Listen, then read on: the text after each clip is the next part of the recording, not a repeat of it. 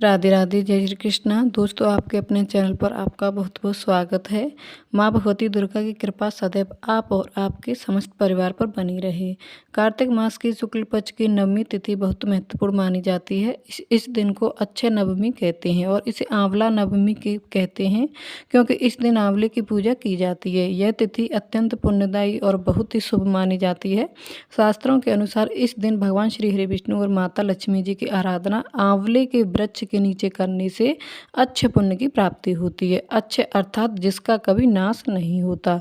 तो अक्षय नवमी पर जो भी हम पूजा पाठ करते हैं, जैसे कि आंवले की पूजा या फिर भगवान श्री हरि विष्णु की या माता लक्ष्मी की आराधना करते हैं, मंत्रों का जप करते हैं, कोई भी पूजा पाठ करते हैं, दान धर्म करते हैं, तो उसका पुण्य फल सिंचित हो जाता है जन्म जन्मांतर के लिए। और इसलिए शास्त्रों के अनुसार इस दिन आंवले के नीचे भगवान श्री हरि विष्णु और माता लक्ष्मी जी की पूजा करनी चाहिए।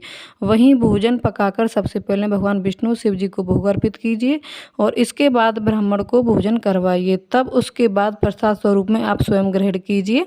तो ऐसा करने से किसी भी प्रकार की जो परेशानी है उससे मुक्ति मिल जाती है। तो आज की वीडियो में आप जानेंगे कि साल 2025 में आंवला अक्षय नवमी कब है, कार्तिक मास के शुक्ल पक्ष की नवमी तिथि कब प्रारंभ होगी, कब समाप्त होगी, अक्षय नवमी का व्रत कब हमें धारण करना है और आंवले की पूजा करने का शुभ मुहूर्त क्या है।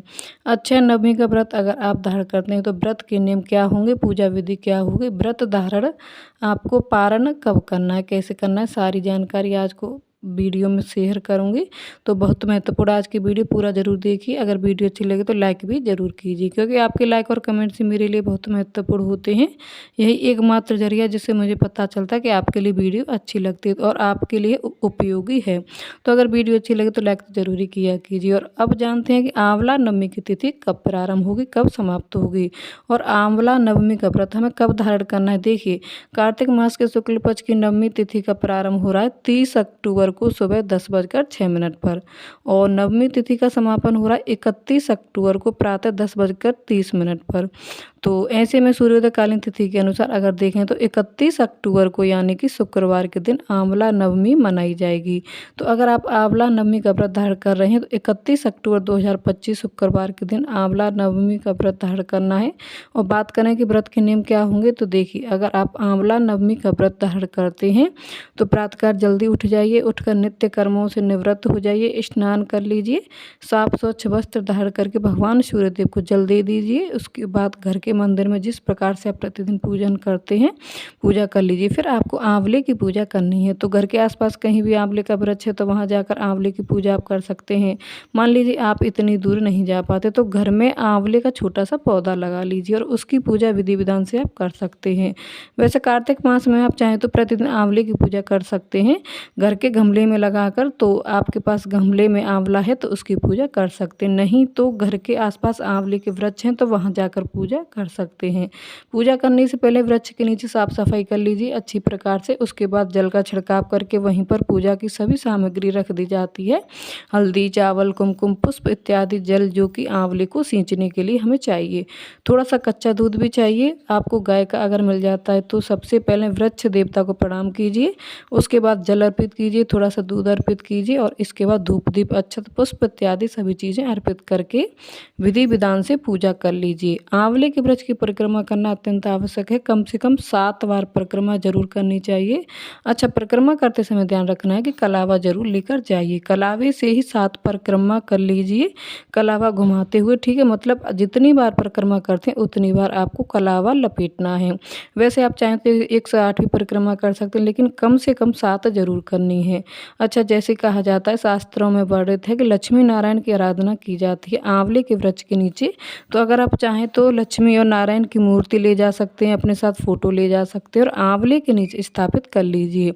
उनको एक कलश पर स्थापित करना होता है और लक्ष्मी नारायण को स्थापना करके विधि विधान से उनकी पूजा भी कर सकते हैं। तो आंवले के वृक्ष का भी पूजन कर सकते हैं, इसका फल बहुत अधिक है, ठीक है। अगर आप साथ में पूजा करते हो तो उसका फल बहुत अधिक होता है। तो ये आप देख लीजिए अपनी सुविधा के अनुसार।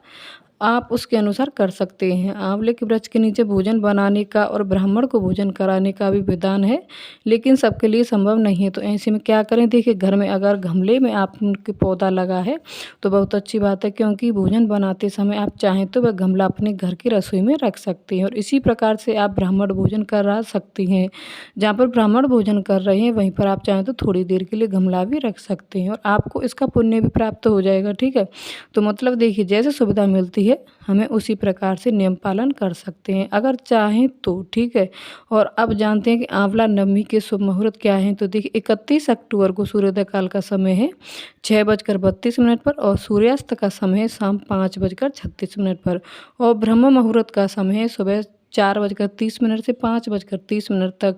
तो ब्रह्म मुहूर्त में आप स्नान कर सकते हैं, पूजा आराधना कर सकते हैं और सूर्योदय होने के बाद आप जाकर आंवले के वृक्ष का भी पूजन कर सकते हैं। इस दिन बहुत सारे शुभ संयोग हमें प्राप्त हो रहे हैं। सबसे पहले तो वृद्धि योग बन रहा है जो कि 31 अक्टूबर को प्रातःकाल 6:17 से प्रारंभ होगा और पूरे दिन पूरी रात्रि इसका प्रभाव रहेगा। तो वृद्धि जैसा योग नाम से ही पता चलता है। हम जो भी पूजा पाठ करेंगे, मंत्र जाप करेंगे, कोई भी चीज़ दान करते हैं तो उसका फल बढ़कर हमें प्राप्त होता है।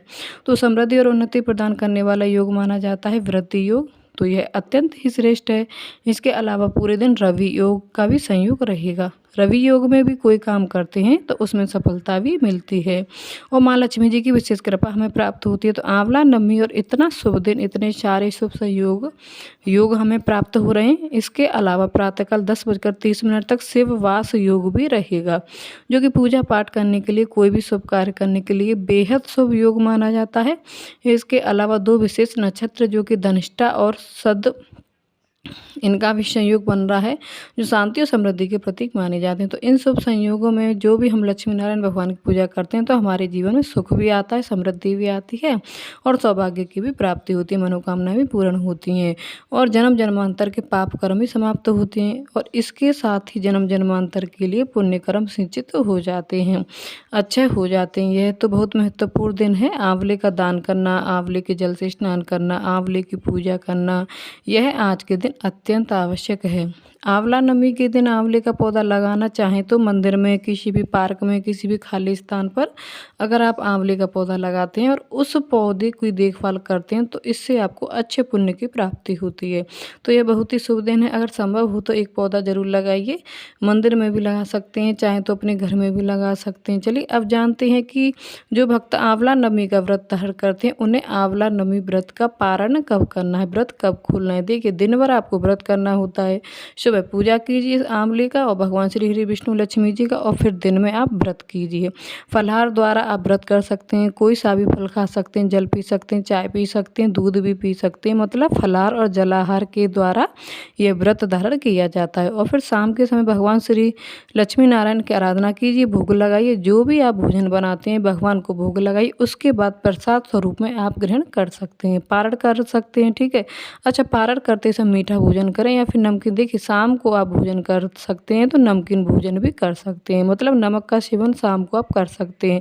अगर संभव हो तो ब्राह्मण को भोजन अवश्य करवाइए और ब्राह्मण को भोजन कराने के बाद आप स्वयं भोजन करते हैं तो इस व्रत का, पूजा का बहुत सारा पुण्य फल आपको प्राप्त होता है। लेकिन अगर ब्राह्मण ना मिले तो ब्राह्मण के निमित्त आपको भोजन की कच्ची सामग्री दान करनी है। ठीक है, व्रत खोलने से पहले दान की सामग्री निकाल दीजिएगा, उसके बाद आप स्वयं भोजन कर सकते हैं। और अगर आप देव उठनी एकादशी तुलसी विवाह के विषय में जानना चाहते हैं तो चैनल पर वीडियो आपको आगे मिल जाएगी, जरूर देख लीजिए। चैनल पर पहली बार आए हैं, अभी तक आपने चैनल को सब्सक्राइब नहीं किया है तो आज की वीडियो अगर आपको अच्छी लगे तो चैनल को सब्सक्राइब करके बेल आइकन को जरूर प्रेस कर लीजिए।